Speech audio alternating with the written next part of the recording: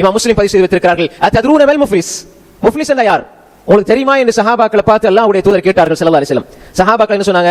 யாரிடத்துல தீனார் இல்லையோ, யாரிடத்துல திர்ஹம் இல்லையோ, யாரிடத்துல சொத்துக்கள் இல்லையோ இவர்தான் முஃப்லிஸ். முஃப்லிஸ் என்றால் வங்குரோத்துக்காரர், திவாலாகி போனவர், ஒன்றும் இல்லாமல் லொஸ்டாகி போனவர் யாருன்னு தெரியுமா? அப்ப சஹாபாக்கள் சொன்னாங்க, யார்கிட்ட திர்ஹம் தீனார் இல்லையோ அவர்தான் வங்குரோத்துக்காரர் என்று சொன்னார்கள். அப்பொழுது ரசூல் ஸல்லல்லாஹு அலைஹி வஸல்லம் சொன்னாங்க, அப்படி அல்ல, எனது உம்மத்தில் ஒரு மனிதர் வருவார், ஜகாத்தோடு வருவார், நோன்புகளோடு வருவார், வணக்க வழிபாடுகளோடு வருவார், ஆனால் நிறைய மலை போன்ற நன்மைகளை கொண்டு வருவார். அவருக்கு பின்னால் ஒரு சமூகம் வரும்.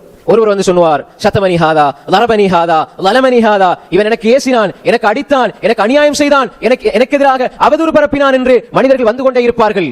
இப்ப இவன் மலை போல நன்மை கொண்டு வந்திருப்பான், இவனுடைய நன்மைகள் அவனுக்கு வரக்கூடிய மனிதர்களுக்கு கொடுக்கப்படும், பங்கு வைக்கப்படும். இதே போன்று மனிதர்கள் தொடர்ந்தும் வந்து கொண்டிருப்பார்கள். இவனுடைய நன்மை முடிந்துவிடும்.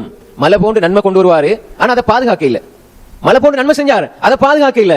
இப்ப அவருடைய நன்மைகள் எல்லாம் பங்கு வைக்கப்படும், மீண்டும் மனிதர்கள் வந்து கொண்டிருப்பார்கள். இந்த வேளையிலே இப்ப என்ன செய்யறது? நன்மை முடிஞ்சிருச்சு. வரக்கூடிய மனிதர்களுடைய பாவங்கள் எல்லாம் அவருக்கு கொடுக்கப்படும். கடைசியிலே பாவம் நிரம்பி நரகத்துக்குள்ளே வீசப்படுவார் என்று ஸல்லல்லாஹு அலைஹி வஸல்லம் சொன்னார்கள். இவன் தான் அல் முஃப்லிஸ் என்று சொன்னார்கள். அன்புக்குரிய சகோதரர்,